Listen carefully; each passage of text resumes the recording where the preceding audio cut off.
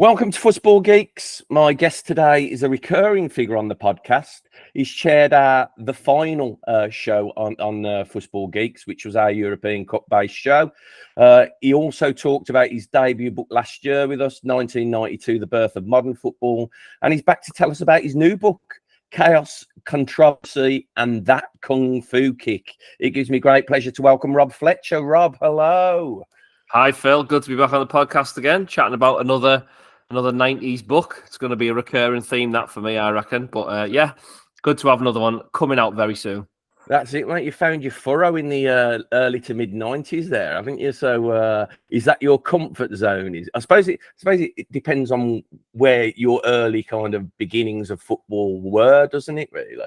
Yeah, I've got these like murky recollections of the early 90s, but really 94 is probably the summer World Cup in the USA. Brian Robson becomes the Borough manager. I start watching a bit more Premier League football, kind of a little bit older in school. So I was like, 9 at this time. So it's like your formative years. And I feel like 94 to like 98, that 4 years, that's like the most intense period of like being a fan. So obviously as a Borough fan, we had like Janino, Ravanelli, Emerson, 3 cup finals, relegations, promotions. So it was a lot packed into like a short period of time. Euro 96, France 98.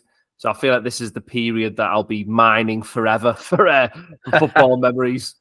Yeah, I mean, it was the golden era the new golden era for Middlesbrough, wasn't it? Really, because they had some fantastic players. Quite how Robbo pulled that together, I'm not really sure, but he got people going to Middlesbrough, which is a hard thing to do as a manager, isn't it? Really? Yeah, definitely. And I think probably from writing the book and looking at Premier League seasons and First Division seasons before and after, 94, 95, with it being kind of the middle of the decade, it kind of it's that sort of central turning point where the Premier League starts to take shape. There's a bit more money coming in, a bit more TV money. You start to see some of the international players start to arrive because clubs were offering big wages at this point. I mean, compared to what they've been getting in the First Division, you're talking like 3, 4, 5 times that amount for some of the highest paid players. So you really did see a change. And I think for Borough, 94, 95, I probably could have written a book on Middlesbrough 94, 95. But Robson, when he came in, obviously we were moving out of Ayresome Park. That was the last season of Ayresome Park. Moving into the Riverside. Obviously starting to get that Premier League cash. So for us, it was a massive season, but on the grand scheme of things for Premier League, it was a really interesting season as well. Yeah, I mean, we'll talk about this in more length when we go into the format of this show. But it was the first sort of time that kind of players, big players, were coming to the Premiership. Usually, they shipped out to other big leagues, didn't they? Like particularly like Serie A. So it was a big kind of transition for the English Premiership as it then became in 91, 90. We talked about it in your first book, didn't we? And that was the transition period, but it was a big transition period. Yeah, I think when I did the first book, 92, The Birth of Modern Football, I think I did a chapter on sort of Serie A and all the money that was being spent in Serie A, and a chapter on sort of the First Division title race, and a chapter on the Premier League starting. So it was quite interesting to see the transfer fees in Serie A were like 10 million plus, 8 million plus.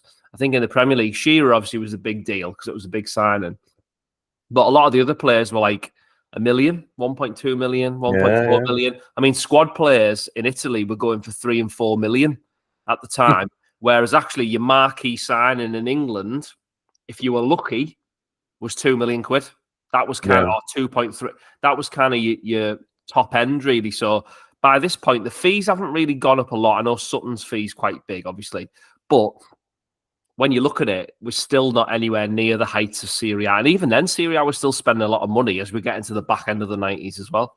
Yeah. I mean, like it or loathe it, the advent of the Premiership, those prices did start to edge up.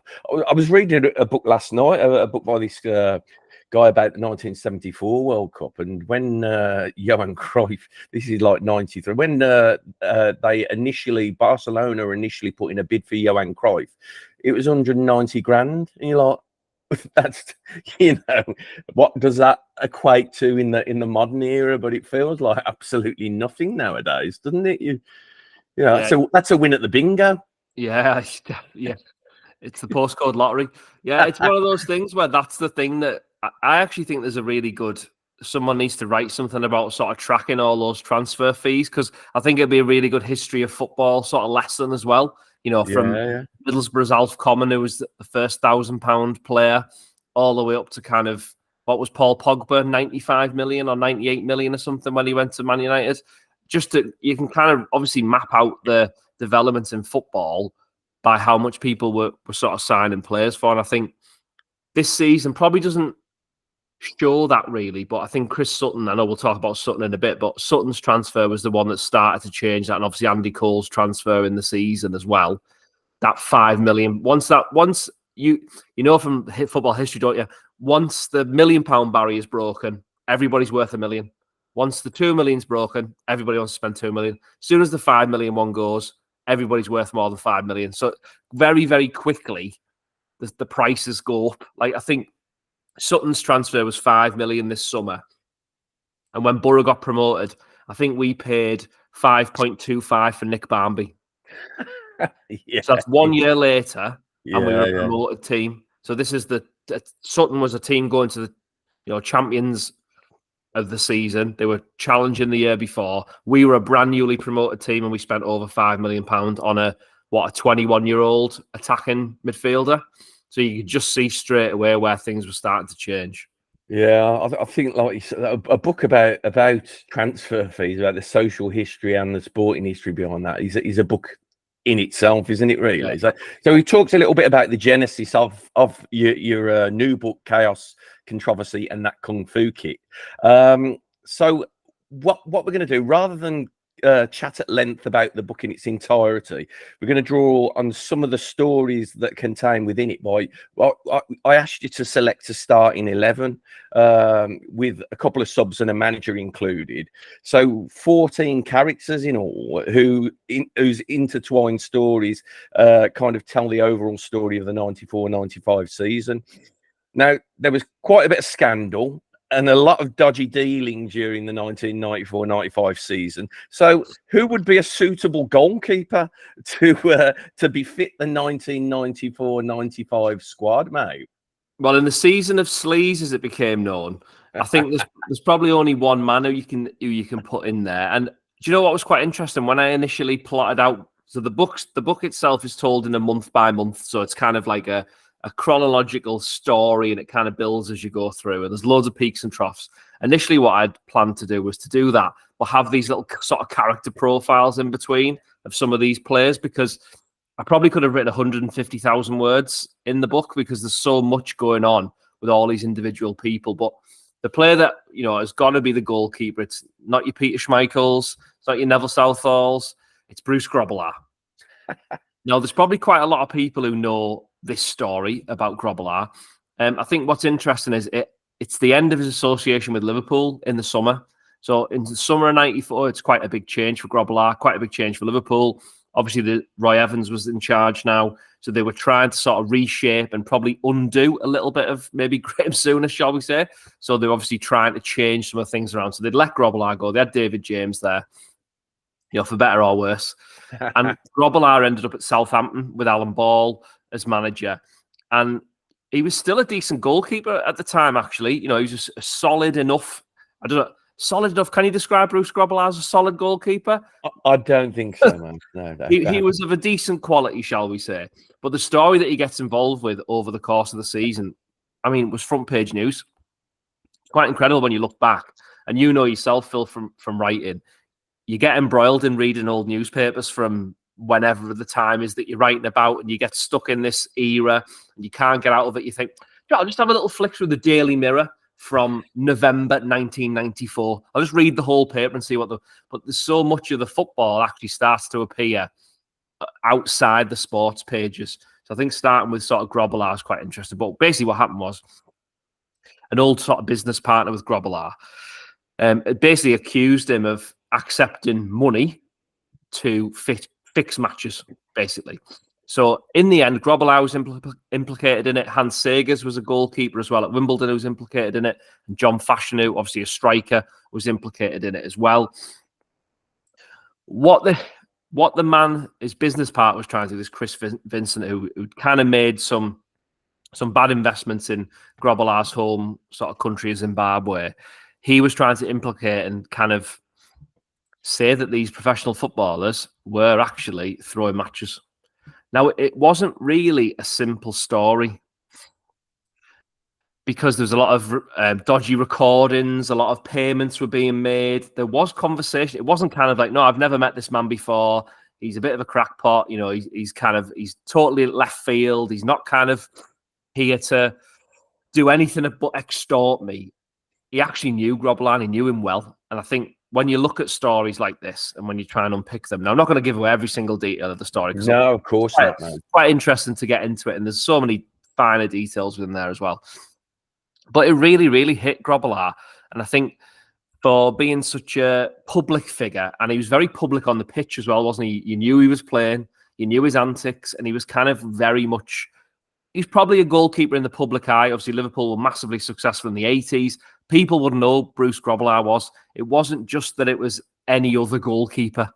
Yeah. It was very much that he was a famous goalkeeper and famed for how he played as well. So that story, I think, is really interesting. There's all kinds of money sloshing around and everything like that. They do actually, you know, I will spoil the story. They do get found not guilty in the arc. They do get the charges quashed and everything like that a couple of years later in the courts. And then there's all kinds of defamation lawsuits and all sorts of stuff that comes out after it.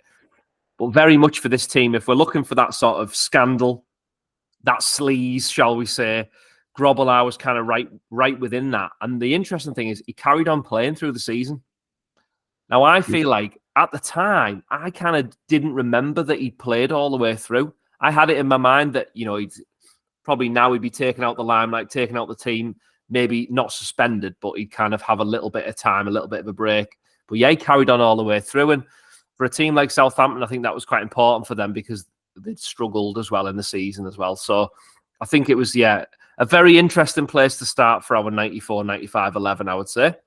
Yeah, they. I mean, in the game immediately after the accusations, he played brilliantly against Arsenal. They won 1-0. He kept a clean sheet, and he was excellent. But he was. I mean, the one thing for me of the era that kind of pointed to the fact that he may be guilty was during the kind of footage that they recorded. God knows how they recorded, but they recorded. He was wearing a fedora and sunglasses. That to me kind of it was a pointer to the he may be, you know, not kind of towing the line here, but anyway, Grobbelaar, a flawed but great a keeper, but great character. We'll move on to your left back with a French surname. Do you want to tell us a little bit about this guy, Rob? Yeah, Graham Lassau's left back. Couldn't really pick anybody else, I think, this season because Blackburn were the champions. And I feel like when people read the book, especially if you're a Blackburn fan, it's not a book about Blackburn winning the title. Blackburn happened to win the title in one of the most extraordinary seasons in the history of the Premier League, if you know what I mean. And obviously there's lots in there about Blackburn winning the title. We talk a little bit about their tactics, about their coaching, about how important like Ray Harford was to the setup, how calm Kenny Dalglish was in terms of man management, but could kind of lose it if he needed to. So there's all those things that are going on in there. And also, and people might know like Dalglish was ill for part of the season as well. So he wasn't actually in the dugout for a bit. So even Blackburn had a little bit going on. There was 2 incredible matches against Manchester United as well. The 4-2 at Ewood Park, if you've not seen the highlights, people talk about Fergie getting the benefit of refereeing decisions at times. That is certainly one of the games that may be used in a court of law at some point to show that, certainly. But Graham Lassau was probably purpose-built almost for how Blackburn had set up their team. Dalglish had bought quite well. People said they bought the title. You can't not buy titles. Every team down the history of the years has bought players to help them win titles. It might not be that they've broken the world transfer record or the British transfer record, but everybody's bought players to win titles like Aldridge, Beardsley and Barnes. Liverpool didn't just find them on the street. They paid a decent amount of money for them, probably, you know, good prices they got them for, and they did that well in the 80s. But I think what has skewed that a little bit is obviously later on when the class of 92 comes through for Man United and they get a lot of starters from the youth academy. It doesn't happen often. It's probably a once in a generation thing that happens. So for me, putting that at Blackburn isn't fair because, you know, they were building a club up from the second division. And Graham Lasso was a really, really smart signing.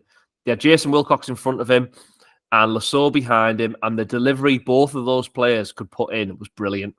Hennenberg was the right back, so Lasso was a little bit like like a left wing back in a 4-4-2, if that makes sense, because he was kind of given license to go forward, and he's quite a good creator from deep, so his deep crosses were pretty good. He could get to the byline. He worked well with Wilcox. They both worked hard, and I think for Lasso, he was just a really, really strong part of a really strong side. And I think one of the things with that Blackburn team is that, yeah, they only did win one league title. And yeah, the Champions League the year after didn't go as well as they wanted it to. But this was a really, really well-built, well-structured, well-trained, well-coached, excellent football team. They had two great strikers up front, and if you're going to have two great strikers up front who need service in the box, what better player to have at left back than Graham Lasso? Yeah, I mean, he was a terrific footballer, fantastic. But I mean, he was kind of demonised during the period as well, because I mean, like a holy kind of trinity of things that you shouldn't be when you were a 1990s footballer. He was clever, one. Yeah, yeah, he had a degree. Two, he was like, there was allegations that he was gay as well, and also his middle name was Pierre, so he was part French. You know, so these things that in the modern game would be completely kind of, they don't matter. Back then, they kind of mattered, didn't they? It was still, considering that it was a time scale that's within our memory. You know, attitudes were still a little bit backwards then, weren't they, mate? Yeah, I think a lot of people confuse the changes on the pitch with changes off the pitch, to be honest. There's still a different culture in dressing rooms, on the terraces, kind of even maybe in the media at times. So I think Lasso really suffered for that. And I know that all the stuff that happened with Robbie Fowler, I think Fowler eventually, I mean, I think he's apologised a couple of times for sort of making that sort of public, that abuse that he gave to Lasso. And you know, it doesn't need to happen. Like, we don't need to do these things. It's absolutely ridiculous. You know, with football fans or footballers or whatever, it's absolutely pathetic when you think back. But really, that was of the time, and football maybe hadn't moved on as much as it thought it had. Yeah, it was a shiny product on the pitch, and we had the Premier League and we had Sky Sports telling us that it was, you know, a whole new ball game and all this sort of stuff. But some of those things were still rife, and you do really feel for the soul, because, like you say, you know, just because he read The Guardian, he had a degree. Who cares? He's a great footballer. He won the title. You know what I mean? I always say, like, life is divisive and football is football. It's two should be two different things, but sometimes things are drawn in outwardly inwards, aren't they? It's anyway, we'll move on. I mean, the next player is a lad who kind of exploded onto the scene in the early to mid 90s, and he was a Liverpool player, but it again kind of rejoined that Crew Alexander Liverpool connection. I mean, the first person we talk about, Grobbelaar, he was Crew. I know he went via Vancouver Whitecaps, but Crew to Liverpool, and this guy did the same. He went down that same path, didn't he, Rob? Yeah, he did. And if I remember rightly, Danny Murphy ended up going to Liverpool from Crew. I think Craig Hignett, who played for Middlesbrough, was actually on the youth team at Liverpool, then went to Crew. So there's always been that connection back and forth between those two clubs. But Rob Jones is the other fullback, an excellent player, and probably someone who's quite underrated now. And I think, obviously, because of the injuries that he had later on in his career, never was able to sort of fulfill the potential that he had. And I think Liverpool, you know, they signed him, Graham Souness signed him again while he was trying to overhaul everything at the club. And I think Souness just trying to do everything all at once, it was just too much. But Rob Jones was certainly someone who was a good signing by Souness, and 300 grand they paid for him just before he was 20. I mean, absolutely nothing. And when I was just reading up about Jones before coming on, He made his debut at Old Trafford, and he marked Ryan Giggs, and he got man of the match. That's a debut for you. That's a real debut, that, isn't it? Yeah. And I find it very interesting about how Gary Neville's England career particularly would have turned out if Rob Jones had stayed fit for longer, because Jones was sort of bubbling around the England team. He was kind of on the fringes. He had a few little injuries and whatnot. And I think he only got, I think he got less than 10 caps. It was definitely less than 8 caps. 8 caps, yeah. There you go, right? So when you think about it, that's nothing. So you could have ended up having Rob Jones or Gary Neville as your fullbacks, which would have been pretty strong on that side. But Jones got in the PFA Team of the Year this season as well. And I think Roy Evans, the way he tried to change Liverpool and kind of get them back to how he had seen them in the 70s and 80s when he was part of the sort of Liverpool boot room, I think was really important for them. Obviously, they won the Coca-Cola Cup that season as well. They had Steve McManaman's breakout season. Robbie Fowler has a phenomenal season and kind of becomes the main man as a striker. But Jones was part of a really, really good Liverpool team that was building towards something. But ... The 90s Liverpool were always building towards something. They just never quite built to the big thing. And do you know what?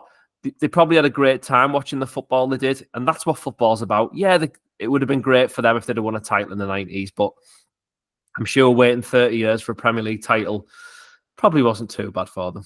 No, it's that conundrum. Is football all about winning? Well, I'll tell you what, when I was watching England versus Slovakia during the Euros and watching that atrocious kind of performance, it wasn't all about winning that day. So I think you're right in saying it's more about enjoyment and glory of a sort. Well, not glory, but just watching your team play consistently well and play attacking football from week to week. And Liverpool certainly did that. And people tend to think, people who weren't around in that era, Rob Jones was such a composed, fullback, really great flair. He was quite a player. But we'll move on anyway. We'll move on. I mean, in the 1994 World Cup, Belgium were there, and they emerged as a decent side. They were a bit kind of a bit dull, but they were functional. But one guy in that tournament stood out for the Belgian national team. Who was that person, Rob? Well, that man was a man with an absolutely phenomenal moustache. Philippe Albert signed for Newcastle this summer. Kevin Keegan was probably trying to do a similar thing to what Dalglish had done at Blackburn. So you got Sir John Hall, who's there in charge. He's got plenty of money, and he's kind of pumping that into the team. They bring an ex-player in Keegan.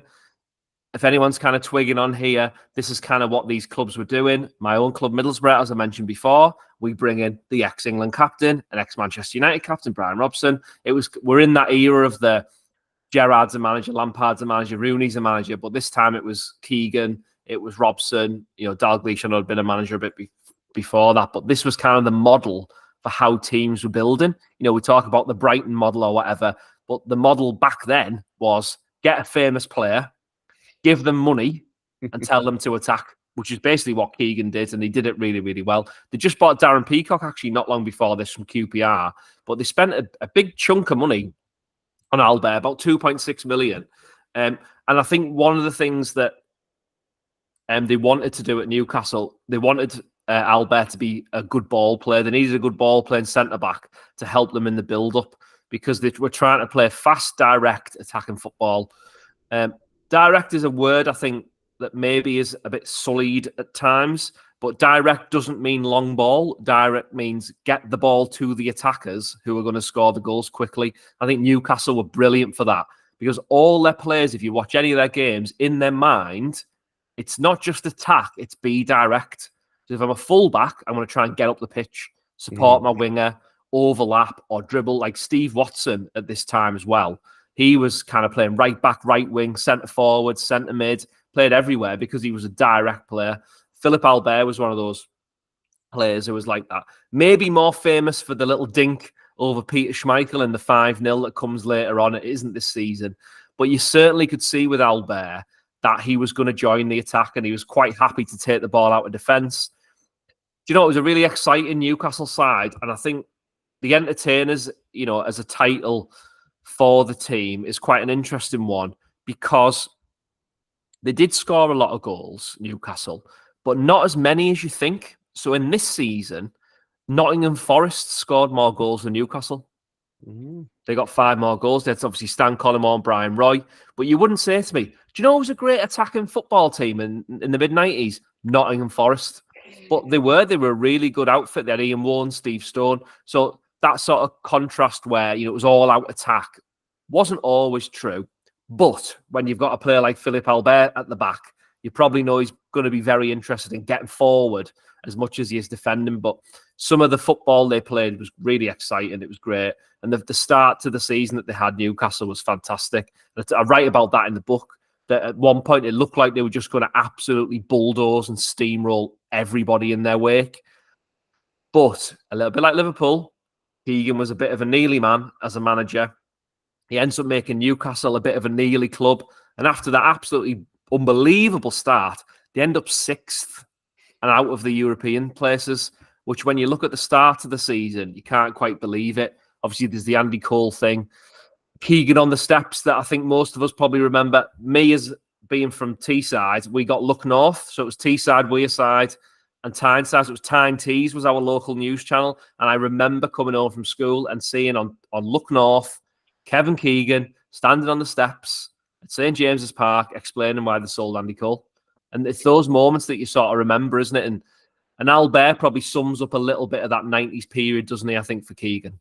Yeah, he don't. I mean, the great thing about him, and this was, I mean, there had been players of his ilk before. Alan Hansen immediately springs to mind, but a centre half who could carry the ball out of defence, you know, was as comfortable on the ball as a kind of central midfielder, or you know, he had real kind of good technique and good skill as well, which was a little bit of a kind of it wasn't the way of the English game, especially in the 80s, and it seeped through to the 90s to a degree. And this was an era where that kind of ball playing, technically good centre half, kind of libero, as you would probably call it.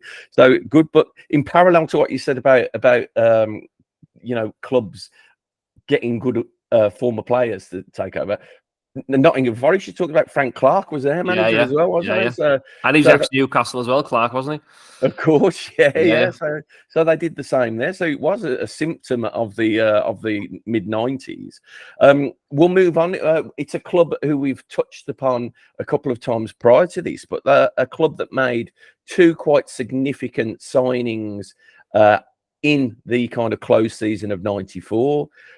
Again, of course, we're talking about Liverpool. Do you want to talk about those signings, Rob? Yeah, so we've got John Scales and Phil Babb, who are getting 45 minutes each for this 94-95-11, so they can decide who's playing first half or second half, depending on who the opposition is, I think. But we talked a little bit before about buying the title or, you know, signing players. I mean, Liverpool spent £7 million over 48 hours, 72 hours on 2 young up-and-coming defenders in Phil Babb and John Scales. Now, they'd both come from sort of unfashionable football clubs, which Liverpool had kind of done in the late 70s and early 80s. You know, not going to call Middlesbrough unfashionable, but they'd signed Graham Souness from us, they signed Craig Johnson from us, they signed David Hodgson from us. You know, Alan Hansen, I think, was Partick Thistle. Correct me if I'm wrong on that one. Yeah, he was, What Ray Houghton was Oxford. I know Oxford were a little bit different at the time, but it wasn't like they were buying sort of players from, you know, far afield and with lots of European Cup experience. So it wasn't unusual for a club like Liverpool to buy players from sort of, you know, not meant to be disrespectful, but smaller clubs in terms of their honours. But over £7 million was an enormous outlay for 2 defenders like this, because you're basically reshaping your whole team. Because when you think about it, the spine of your team, normally you want that nucleus, don't you? Goalkeeper, 2 centre halves, centre midfielder, striker. That's your kind of core, isn't it? You want them for like 4, 5, 6, 7 years.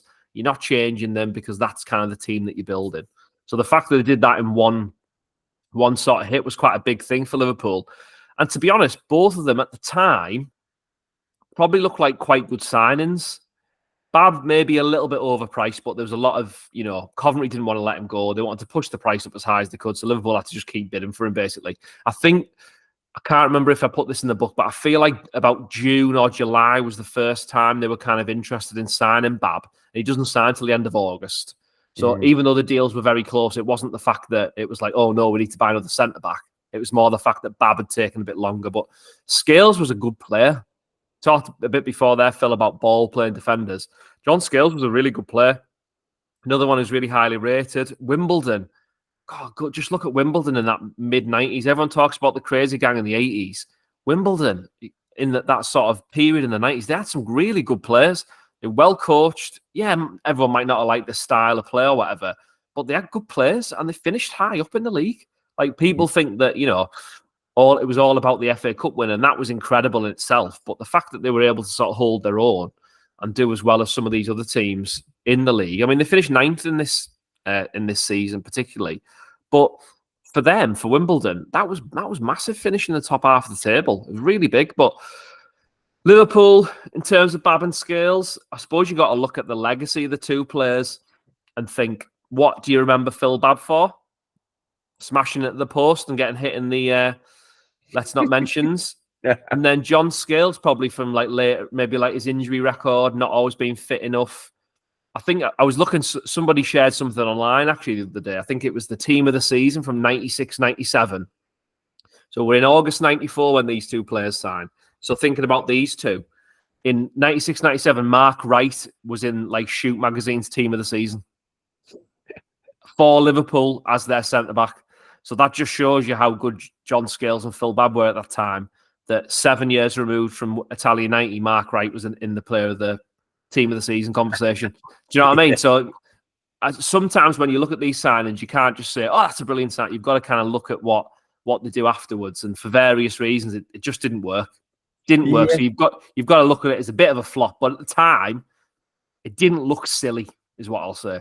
No, especially Phil Bab. I mean, he just returned from the World Cup with the Republic of Ireland, hadn't he? And I think Liverpool kind of bought him off the back of that Italy game, because him and Paul McGrath, who for me is arguably one of the finest centre halves of all time, but alongside McGrath, they completely nullified Italy in that game, and I think they saw that in him, but evidently he wasn't playing alongside Paul McGrath every game, so that made a difference. But yeah, they didn't quite click, did they? They weren't a good fit for Liverpool at the time, possibly. No, and I think, like I say, on paper, it probably wasn't a bad sort of. They weren't bad players to sign, really, but I just think, I mean, Scales had gone by 96. So again, tells you all you need to know, doesn't it? Yeah, mate. Well, we'll move on to a player who everybody wanted to sign around 94, 95. I think several clubs put in bids for this guy, but because of his parochial kind of attachment to the football club that he played for, he stayed there for the majority of his career. I think he went to a non-league club in the area shortly afterwards. But all his playing career was spent with one team. Who were the team, Rob? And who was the player? The team was Southampton, and the player is obviously Matt Le Tissier, a quintessential 1990s footballer in every sense of the word, because he had that flair and ability that was coming into the league even before it was fashionable, but also he maybe didn't want to sign up to some of the new fitness regimes that were coming into the league, shall we say. He was very much a bit of a throwback in that sense. I mean, you think about the 1970s, is it Frank Worthington and that kind of crew? He probably would have fit in with that sort of band of players, wouldn't he, quite easily, as well as being sort of similar to a Cantona or a kind of Zola or a Juninho that started to sort of come into the league later on, and kind of summarise that. I suppose probably in this part of the podcast, we should just put on a Matt Le Tissier goals compilation for 94, 95, because what else do you say about a player who consistently scored amazing goals? Like his goal against Blackburn in the December of 94, where he just fires it in from miles away after absolutely turning two defenders inside out, probably just summarised Le Tissier completely. because it was just that kind of sheer audacity of what he would try that was phenomenal. Yeah, and there's that free kick one where it's touching, he just flicks it up and volleys it into the net at the Dell. I mean, what a ground as well. The Dell was. I mean, I've been there a few times, and it was a kind of portrait of ramshackle beauty. Really, it was. There's no stadium akin to the Dell. Really, it was one of those really great old stadiums, and Matt Letizia set the place alight consistently with great goals.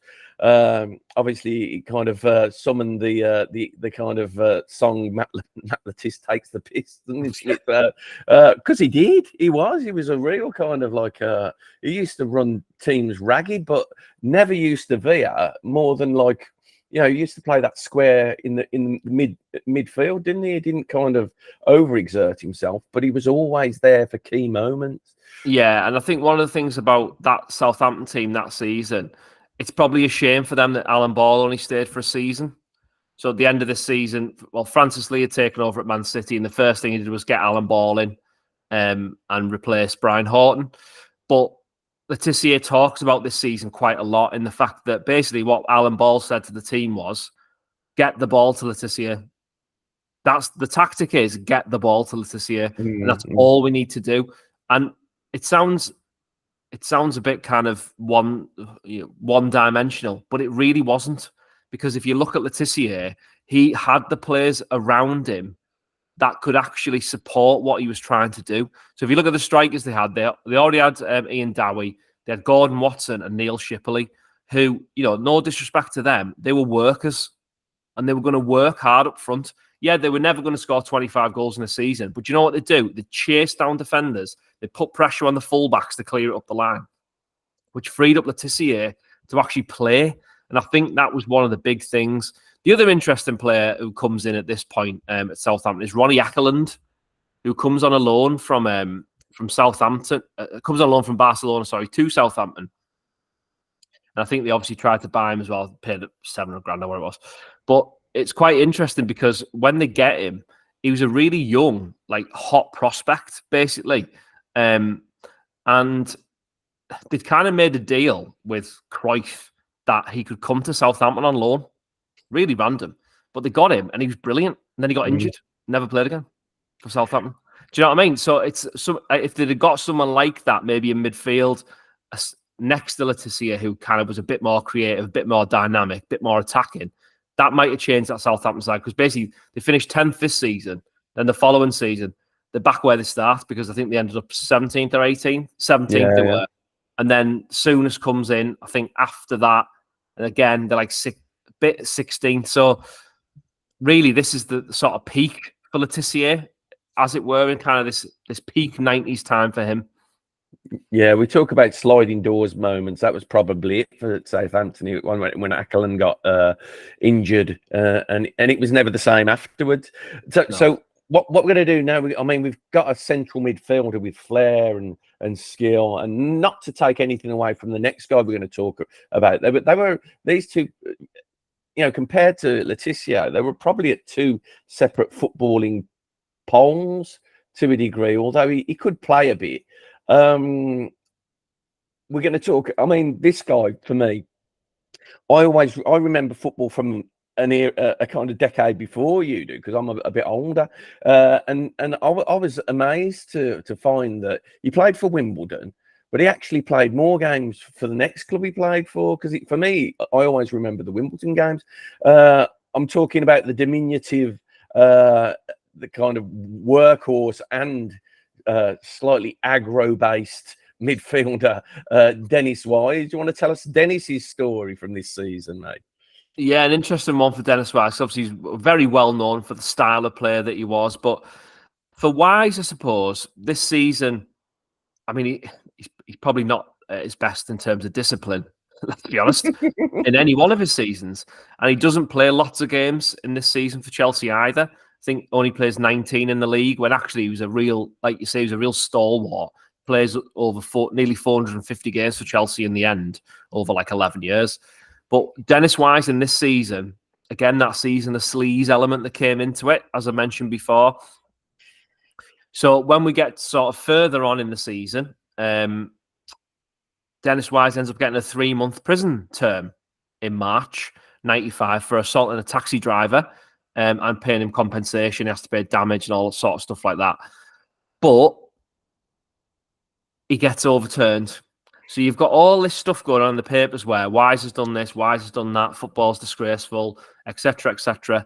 And then he's going to go to prison. So then there's all that sort of stuff. You know, footballers are criminals. The kind of this is obviously after the Cantona episode that we'll talk about. It's after Paul Merson that we'll talk about in a bit. So all this stuff kind of it just keeps on coming out, and there's almost like a constant flow of stories for newspapers about what's going on. And obviously, he doesn't go to prison. He gets that sort of overturned, the prison sentence part of it overturned. He loses the captaincy for a bit. He has a thigh injury, and it ends up just being probably his worst season for Chelsea. And I think including him for that probably sums up where he was at. Because again, like you say, probably a bit of a face of the 90s. He ends up kind of coming back, being the captain. Gets an in call from Kevin Keegan, I think, late in the 90s. Lifts the FA Cup that we don't talk about against Middlesbrough. Then they win the League Cup against Middlesbrough. So they're getting the Cup Winners' Cup. So by the end of the decade, he's kind of rejuvenated a little bit. But at this midpoint, you're kind of at his sort of lowest ebb. So I thought for a player like Wise, who was a bit tenacious, a bit in your face, to pick him at his lowest ebb is probably quite a good little play to have stir in the pot a little bit, shall we say. Yeah, and he I may be doing him a disservice by saying, but he could, you know, he was a decent footballer as well, wasn't he? I mean, decent enough to make the England squad under Kevin Keegan, but who wasn't? Let's face it. However, then I mean, staying with the kind of the mood of scandal and debauchery of the mid 1990s, we'll move on to another player. Now, to me, this player was a little bit like Letitia, in a sense. I mean, he could create moments, but for him, he seemed to kind of develop that ability via hard work rather than natural ability. But there was a big story surrounding this player in 1994-95. So, like Dennis Wise having a bit of a bad year, let's say, Arsenal had a little bit of a bad year this year. Paul Merson is the man who's going to fill another one of our midfield slots. So you can see our midfield consists of Dennis Wise kicking everybody and Matt Letizia and Paul Merson basically just creating and doing whatever they like. But we're fine with that. We're all right with that. We only need one defensive midfielder. It's fine. Plus Lasso on the left wing, Philip Albert coming out of the back, and Rob Jones bombing up and down the right-hand side with Grobbelaar in goal. But again, you know, we're not trying to be tactically astute here, are we? So Paul Merson was a great footballer, and he was Arsenal through and through, and he was one of their players who they could rely on for goals, for assists, for, like you say, for hard work, for that bit of extra energy that they might need in games. But he became front page news in 94-95, and really quite sad, actually. And I feel like when I look back on this, I remember seeing like the press conferences as a kid, not really quite understanding what was going on. Just seeing a footballer cry was a little bit odd. Like when you're a kid, you kind of think, you know, you build them up that they score goals, they celebrate, or they lose and they're annoyed. You never really saw this sort of emotion with them, especially not on TV. But the fact that Merson was kind of there and he was in front of the press, really, and kind of opening up on what he'd sort of descended into, really. So basically, he kind of admitted that he was a massive binge drinker, a drug addict. He was depressed because of his large gambling debts. I mean, the fact that all this came out, I think basically what had happened was that the press kind of got hold of some information, and then Merson decided it was better in his interest to come out and sort of share that. So there was a lot of coverage dedicated to this. If anybody's got a British newspaper archive subscription, pages and pages and pages for days and days and days, all about this story, because again, it wasn't really something that a sort of professional sportsman would do. Like if you think about George Best when he was playing, drinking, you know, enjoying himself, it was fun. Oh yeah, he's having a great time. Wouldn't we love that life?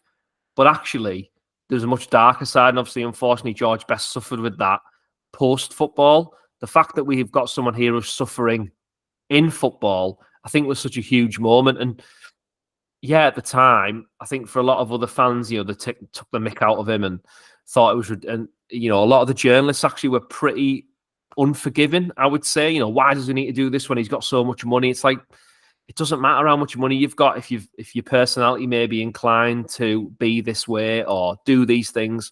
So I think for Merson to come out and say the things that he said, quite amazing, really. And I think the fact it's 30 years ago that this happened, and there's probably still a little bit of a, like, can you imagine what it would be like if somebody came out and said this now? Like if an Arsenal player, Man U player came out and said, yeah, I'm an alcoholic, I'm addicted to drugs, and I'm a gambling addict. Do you know what I mean? I actually think that it would be quite incredible that a story like that would come out. So, obviously Merson has documented his struggles quite openly over the years and written books about it, and has worked all his life to battle whatever demons he's got. But one thing that was quite nice, I suppose, for Merson coming out of it is his first game back was in the European Super Cup against Fabio Capello's AC Milan, who were the ones who trounced Barcelona 4-0. So, like, you've just come out of all this rehab, you're getting yourself going again. Paul, you're going to be playing against Maldini, Baresi, Costa Curta. Get yourself down to high. You'd be like, Joe, what, Gaffer? I'm all right. Next game will do me. Yeah, I'll sit on the bench. Yeah, but yeah, pretty amazing that he comes back in a game like that. But as a story, obviously the press were loving it, but really sad actually when you look back on it. It must have been a really pretty awful time for him and his family. Yeah, and it kind of earmarked the difference in culture from the 70s, George Best and the 90s, didn't it? There was but what he did show that he was a player with a conscience. He was genuinely mortified by his own failings and battled against them, and went on to become a fantastic servant for Middlesbrough, for Aston Villa, and of course for Arsenal. I think they got to the European Cup Winners' Cup final that season. He played quite an integral part in that. So it was a triumph over adversity in the end for Paul. And the same for the next player who we can see positioned, if you're watching on YouTube, over your right-hand shoulder at the moment. Who's that fella? I don't recognise him. I don't think he really amounted to much, to be honest. He kind of went into oblivion, didn't really have an impact on the Premier League, wasn't the most important signing ever made by a team or anything like that. But we have to include King Eric Cantona, the man who's on the front cover of the book, the man whose shirt I'm wearing, the greatest shirt in Premier League history, I will say. And just a moment that is etched into Premier League history forever. But you probably will never, ever see it on when the Premier League does, like, on this day, Aguero scores the winner against QPR, Blackburn lift the title. You're never going to see this moment on the Premier League's official page. But it was such a huge turning moment for Manchester United. So already they'd signed him from Leeds in the 92-93 season, and he transformed that United side, who were he was the missing piece. 93-94 United were incredible. That doing the double, the attacking football they were playing, the quality of the players they had was brilliant. 94-95, they wanted to repeat it. They beat Blackburn in the Charity Shield 2-0, had a bit of a wobbly start. They were actually desperate to sign a striker for most of the season. They looked at Stan Collymore. David Hirst had been linked a couple of years before. Dion Dublin had sold to Coventry. Mark Hughes, throughout most of this season, had contract issues, pretty much almost got sold to Everton for a couple of million, stayed on for a bit longer and went in the summer. And then you've got Cantona, who boots a fan after being abused, after being sent off minutes into the second half on a cold night at Selhurst Park against Crystal Palace, and ends up with probably one of the most iconic photos in English football history, with the yellow number 7 and lettering on his back, which for me, again, is just absolutely iconic, because it's before the Premier League made everybody have the same shirt numbers, everyone has the same lettering. It was still a bit of character in it, and it's just a long sleeve black shirt. Oh, just an amazing picture, an amazing moment, really, because he kicks a fan. Like, you can't get away from the fact that he kung fu kicks somebody in the crowd. Like, for all the things he'd done in his career before that, it looked like he'd settled at United. Yeah, stamping on Gareth Southgate, booting John Moncur at Swindon, all that sort of stuff isn't great. He'd been sent off in a pre-season game against Rangers as well, actually, and he ended up missing the first 4 games of this season. So it wasn't that he totally calmed down and he was a changed man, but this was just something else. And again, the press coverage of this was insane. Like, every paper, every news channel, and the story just went on and on and on. You know, there was the ITV reporters on the beach who he attacks. There's the conviction, which then sees like Man United's lawyers driving to another court to try and get the appeal in. He ends up then doing his community service at the Cliff with these young kids. Like, imagine you're a young kid, right, son, you're on a half-term football course for a week. I wonder who the coach is going to be. It's going to be, some old pro from the 70s. And Eric Cantona rocks up in his night tiempos doing his community service at the Cliff with a load of young kids. Just mad. But like the whole story's just, I mean, it's just so over the time and just an amazing moment. Yeah, he racked up plenty of column inches, didn't he? Yeah. It was an amazing story. But as well as the iconic picture, it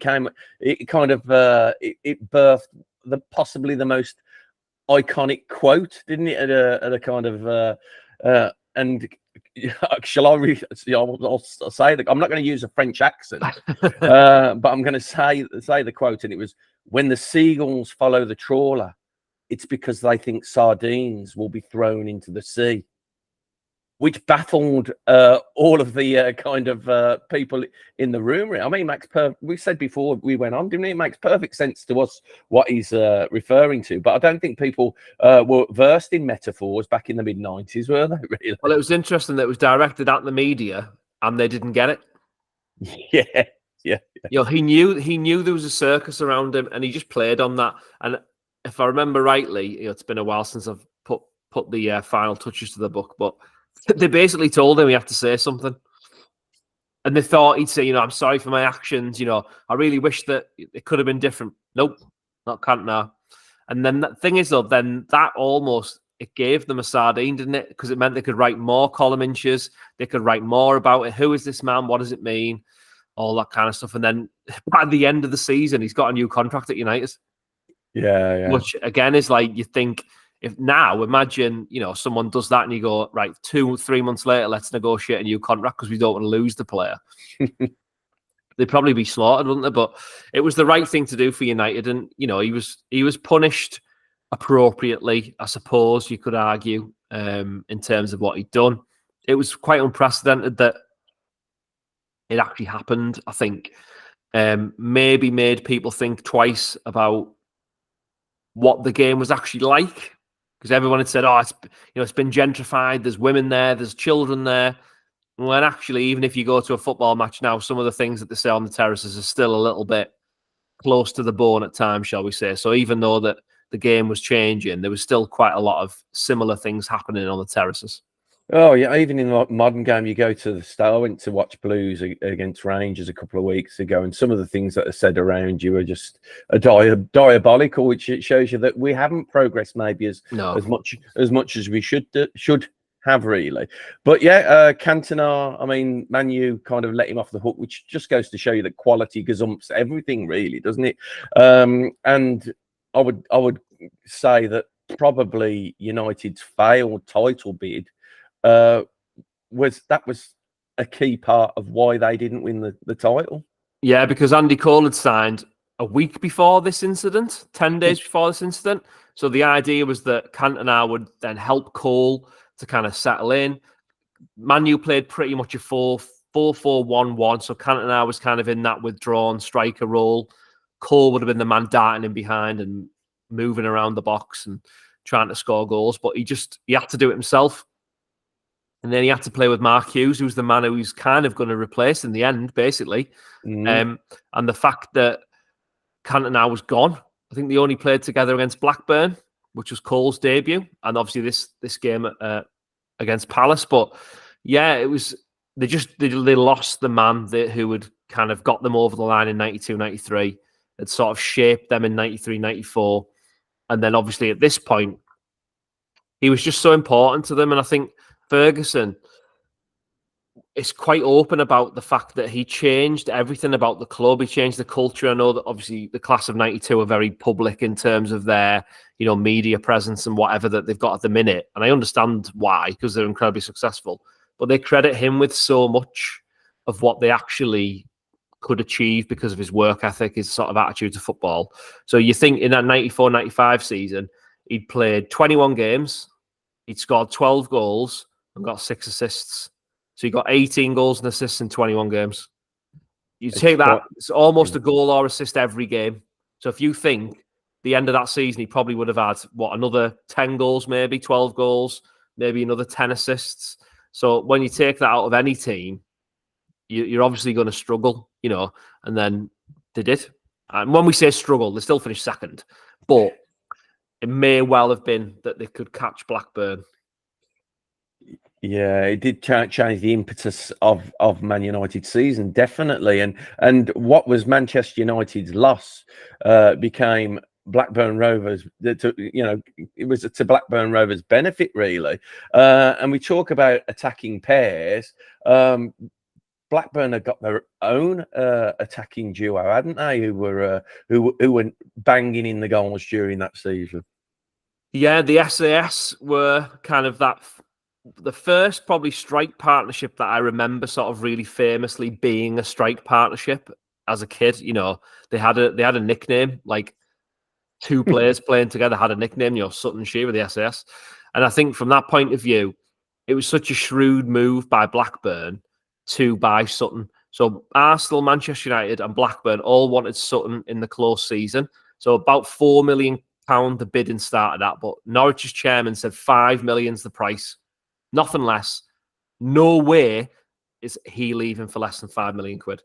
And bear in mind, Sutton's 21 at the time. He'd had a good season the year before, but he definitely wasn't sort of the finished article. Like Andy Cole had scored more goals and kind of done it in the Premier League at a good level as well. But Blackburn just kept bidding.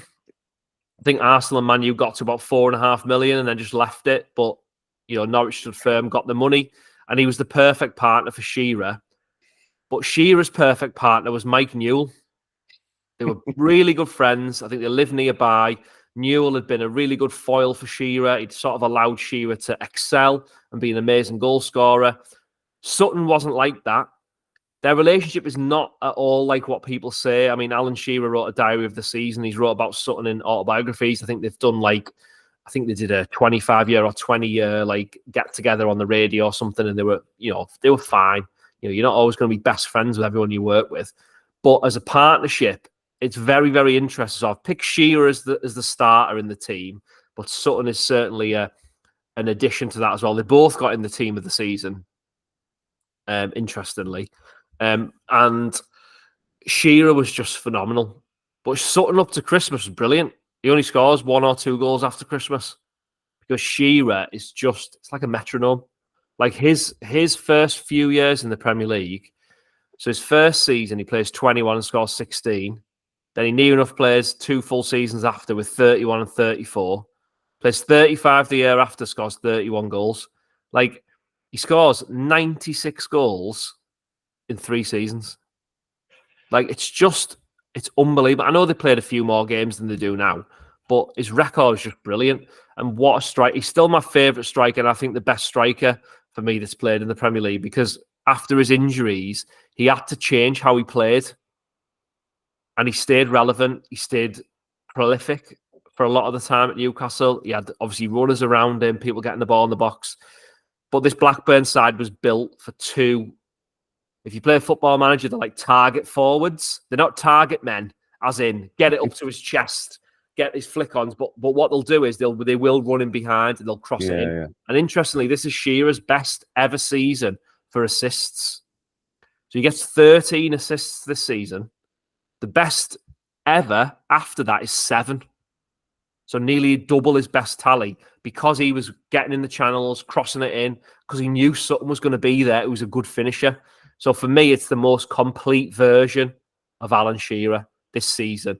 And he has that perfect foil in Chris Sutton, who allowed him to kind of have the space to be the best version of himself. Yeah, as you say, he was mobile, wasn't he? He used to work those channels, and as you say, had to amend his game to more of a kind of arriving in the box kind of player. He didn't make those runs. He had the workers do that for him.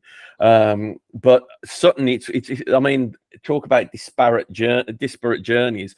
Sutton later in his career would become a bit of a harbinger for teams. I remember one of my friends saying, you know, when your club's in trouble, when Chris Sutton turns up on your car park in mid-February, relating to relegation struggles, because he arrived at Birmingham City, who I support, and when he turned up on the car park, it was like, we're down. That was he had that kind of stigma attached to him. Yes, he went to Celtic, but after Blackburn, he never had that kudos that he had when he was at Blackburn. He was it was different. It changed. Yeah, I think the tough thing for Sutton was after that brilliant season with Blackburn, obviously Kenny Dalglish decides that he can't carry on, which was massive. Ray Harford obviously was known as the sort of the coach, the tactical man. He did everything on the training ground, which again is fine, but it's very different being a manager. Especially in that time, the managers often didn't take training anyway. They'd kind of be sat in their office watching training. Like they always talk about Ferguson at the cliff in his office, watching out of the window. Brian Clough would turn up on a Thursday, check how everybody was getting on. Even Martin O'Neill's on every podcast at the minute saying, yeah, we didn't, or not Martin O'Neill, a lot of Martin O'Neill's ex-players saying, yeah, Martin would turn up on a Thursday, check who was fit, tell you who the team was, tell you to go play. And that was it. That's all they ever did, really. And I think for Chris Sutton, I think what was tricky, he gets injured straight after this season. So I think he plays like 10, 12 games the year after. So again, you missed the whole year as being Shearer's partner. So, and then Shearer leaves. So now you're the main man. But you're the main man at a time when actually the main man has gone. And even then he gets more injuries. So it was tricky. And then that Chelsea, I remember that Chelsea move. And I remember thinking at the time, what was it? I think it was 10 million at the time, wasn't it? Yeah. I felt like thinking you've paid for Chris Sutton. You've paid for like the 1995 version of Chris Sutton, but it's actually 1999. Yeah. Like he wasn't. I think he was 26. I've just checked there. He was 26 when he went to Chelsea. So he wasn't actually that old. But when you look at it, you actually thought, hang on a minute, he's not playing regularly. He's not scoring regularly, and he's definitely a second strike. I know Celtic's different, but at Celtic, if I remember right, wasn't he? He played in front of Larson, didn't he? He did, yeah. But even again, he's a perfect foil, isn't he? Like perfect sort of second striker. And I think Chelsea maybe didn't use him in that way, but he still had the two of them had a brilliant season. You can't take anything away from that. I think 15 goals and 10 assists for Sutton. And as I was saying before about Shearer, 34 goals and 13 assists. So I know all the kids like to talk about goal involvement, but kids, that's 47 goal involvements for Alan Shearer in a 42-game season.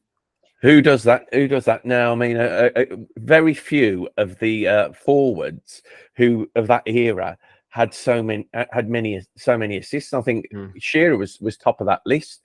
Of all the forwards who scored 100 goals in a Premier, do you know which player had the least assists as a forward who scored over 100 goals in the Premier League? That's a great quiz question, Phil. Go on. Yeah, Darren Bent. Oh, good shout. Darren Bent. He had the least assists, 4 assists in his career, which kind of shows you the kind of player Darren Bent was. Maybe he liked to be spoon-fed. He was a finisher, wasn't he? He was a finisher, absolute finisher. And I think, again, there's so many different types of strikers. Again, there's a book in this as well. English strikers in the 90s. Shearer, Sheringham, Sutton, Fowler, Ian Wright. Letitia was a striker for a bit. Then you had like people like Dean Holsworth, Andy Cole. I'm probably missing some out. Yeah, there Loads. There was a lot of really good strikers. I mean, too many to ever an England manager to ever try out, because there was so many good goal scorers in that period of time. And we're going to move on to another great goal scorer. Now, this guy, he was, I mean, mobile and lethal like Shearer, but he was one of the first really big foreign names to come and play his craft in the Premiership, wasn't he? I am, of course, talking about Mr. Jurgen Klinsmann, who I think probably changes the history and the course of the Premier League as much as Cantona.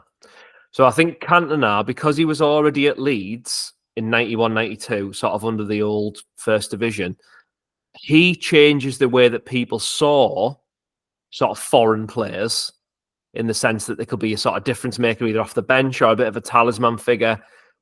But Klinsmann opens the door for, right, we need to get someone who's going to sell shirts, sell tickets, get everybody excited, and do well on the pitch.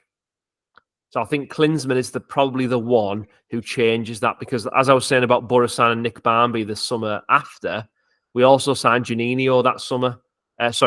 Well, actually it was the autumn, but we've been tracking him since the summer. We signed Juninho as well. The year after, you signed Ravanelli.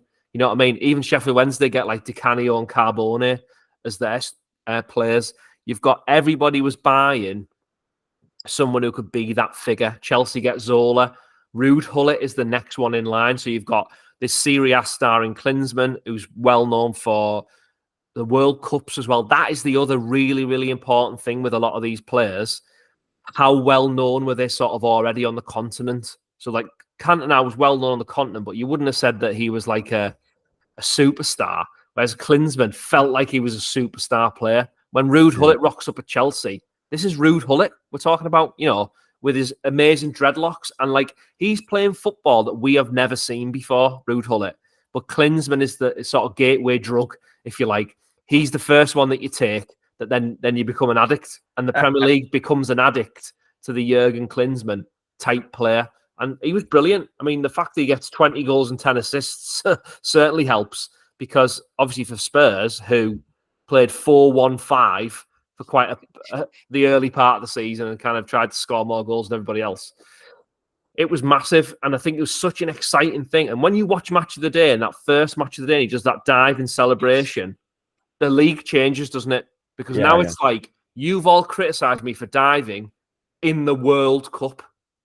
And here I am in Sheffield, replicating that in celebration on Match of the Day with Des Lynam in English football. And they're the kind of moments that build up and change the fact that we become effectively a massive global football product, I would say.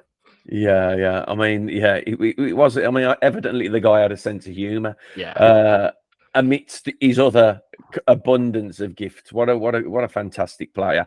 And he was the 1995 Football Writers Footballer of the Year. After, as you say, at the beginning of the season, he was kind of he was castigated by the press for his kind of his diving and, you know, and his kind of different kind of interpretation of the morality of the game. And here he is at the end being celebrated by the football writers who demonised him at the season start. And I think that starts to be a bit of a change as well, doesn't it, in terms of how the media starts to look at these players, because they start to think about, actually, this is selling their product. Because these players who come over, like Klinsmann, you know, they're used to being well-known, interviewed all the time. They're in the papers. They're selling newspapers. You know, there's eyeballs on the TV channels. There's more subscribers because there's more exciting players. If you're a home fan, when Spurs come to play, you might think, well, actually, I'm going to try and get a ticket for this because I can see Klinsmann, I can see Dumitrescu and Popescu. Because remember, we talk about Blackburn buying the title. Spurs spend over £7 million on 3 sort of foreign players to come and try and change their side. So it was rampant, really, and there was so much on it. I mean, the fact that Alan Sugar was quite outspoken when the Premier League deal was signed about how they thought the deal was going to make owners richer, but he said it's just going to go in the pockets of the players and agents. And he was right. And there's quite a lot of rumours about how much Klinsmann was being paid. Anywhere between £8,000 and £15,000 a week was basically the rumours for what Klinsmann was being paid. 2 years later, and this is just to stay on the topic of those foreign signings. So he up to £15,000 a week. He had goal bonuses and signing on bonuses and all kinds of stuff, right? 2 years later, Middlesbrough pay Fabrizio Ravanelli £42,000 a week. So you can see where that signing, now clubs are thinking, if we can get a Klinsmann, we can be top 8, top 6, UEFA Cup. And that was certainly a club like Middlesbrough's ambition. And even the year before that, Dennis Bergkamp signs for Arsenal on £25,000 a week. So again, that sort of top salary's gone up by a lot just in one season, and then doubles again the year after. And I think, was it Roy Keane who ended up as the first player on 50,000 a week? Was it? And he was on 80,000 or 100,000 a week. So it just showed you that those players who were coming over, who were used to getting big money, the Premier League teams had that big money, and Klinsmann really is the sort of catalyst for a lot of that. Yeah, times were changing, definitely, weren't they, mate? And amidst this kind of milieu of in this team of talent and youth and shadiness, we need a manager who is going to kind of embody all of those. I call them qualities. Some of them aren't qualities. Who's the manager who you've chosen to take this side forward, Rob?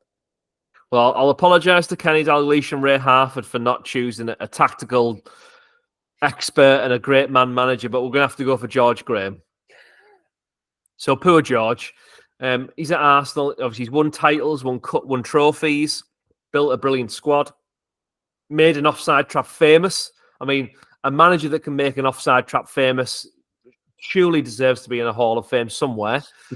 But unfortunately for George Graham, his Hall of Fame or Hall of Shame moment, shall we say, is what happens to him this season. So early in the season, there's rumblings that he's taking payments from agents for players into the hundreds and hundreds of thousands of pounds. Now, George Graham's a well-paid manager, by the way, one of the best in the league, and rightly so, because he built a brilliant Arsenal team.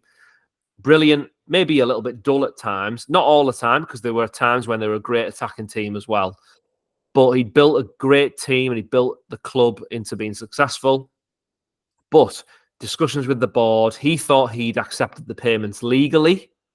Let's just say that again. He thought he'd accepted the transfer payments legally. But in his defense, he wasn't the only one who'd done it. And there's certainly questions that came up after this around other managers that I won't go through and name and all that sort of stuff because, you know, it's all out there. But a lot of managers were thought to be taking money from agents to sign certain players, bring them over to their club, etc., etc.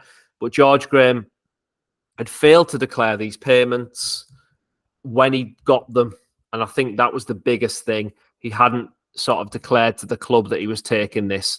And it's quite an ongoing saga, really. So in the book, it's not really told in one chapter.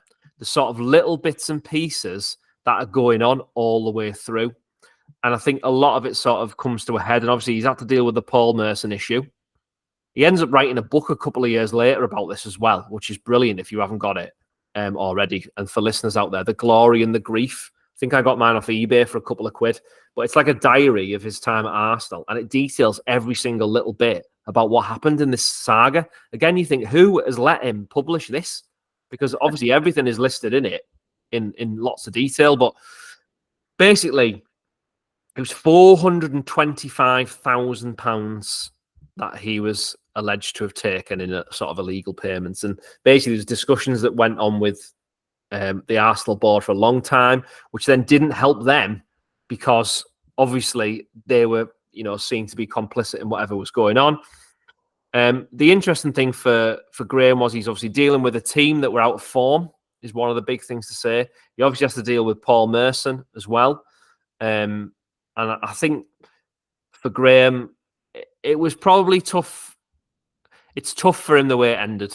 I mean, you can't deny that. He loses his job in February. Stuart Houston takes over for the back end of the season. Arsenal then lose to an ex-Tottenham player's goal in the last minute from just inside the Arsenal half. So, I mean, again, we talked a little bit about Dennis Wise's sort of really low point and a really bad year for him. This was pretty sad the way it happens for George Graham, but, you know, he'd taken a lot of money for it, and he ends up getting a year ban. Comes back with Leeds, who play some of the most boring football ever seen in football. I don't know if you remember that team, Phil, but they had like Ian Rush and John Barnes, I think, at age 40, in those massive baggy Puma Packard Bell shirts. Yeah, I remember when he was there, I feel like at one point, I think they scored like a goal a game and conceded a goal a game. Like their average was ridiculous. And I remember O'Leary coming in And all of a sudden, they have this young, vibrant attacking team, and you're thinking, what has been going on here under George Graham? And then all of a sudden, they turn into this really brilliant, like exciting team, gets to the Champions League. So then Graham goes to Tottenham. So yeah, we couldn't have anyone else as the manager of this team, I think, just by what happens for him that season. Yeah. George Graham took the one commodity that was, in his credit, which was being loved by Arsenal fans, and then goes and joins Leeds and Tottenham, which is, which is just incredible, really. Rob, thank you for this myriad of stories. Some real kind of dark and light stories amongst them. I think it was also like the dawning of the media calling out players, wasn't it, in that era? That's now kind of like exacerbated by social media. But it started back there, that era. So where's this book available, Rob? So the book is slightly delayed. So it's out on the 26th of August. So it'll be out on Amazon. It'll be in Waterstones, hopefully. It's on Pitch Publishing's website. Obviously, it's my second book with Pitch as well, and they've really supported me all the way through, sort of helped bring the idea to life. Really excited for it to be out there, really. I think what's interesting, you know yourself, Phil, you finish these books 6 months before they come out. So you live it. I've lived this season. I've watched the videos. I've read the magazines, the papers, the books, and you try and get as much information as you can. I've definitely missed things out, and there'll definitely be fans of, I don't know, Coventry or Villa or Everton or someone who says, oh, but you forgot about this game, you forgot about that goal. And of course I have, because as you can probably tell just by the conversation that we had now, just about 14 players and a manager. And we've talked, in great depth about all the things that, well, this is missing out. Stan Collymore, not even mentioned Stan Collymore, who has an unbelievable season, who then goes for mega money. Not talked about the relegation battle or anything like that, the cups. So there's so much sort of within it. Everton winning the cup against United, who don't win something again. United then sell Hughes, Kanchelskis, Paul Ince. Honestly, there's just so many sort of... I mean, what I'm hoping for is people will get kind of a feel for the stories that are in the season, and they might stop and think, actually, I'm going to have a little read about, Spurs, because there's a great book on Spurs 94, 95. Alex Ferguson wrote a diary of this season as well, which is great. If you haven't read that out there, you might go on eBay and pick that up and have a little look at some of the United stories. So I'm hoping it kind of pulls some of the things together and tells the main threads, but there's just so many out there. So yeah, end of the month. It's the 30-year anniversary, obviously, of the season. Blackburn winning their first Premier League title and stopping United doing 3 in a row, which is really interesting. A lot of class of 92 come through this season as well, so a lot of that's mentioned. But it was great to write. It was great to look back on it, and because it's probably the first proper Premier League season that I remember, like lots of things about it. So it's definitely a really enjoyable process. And I was 10 at the time, like 9 and 10. So I remember lots of things, but not kind of the details, which that's all the fun, isn't it, of going back and writing about it.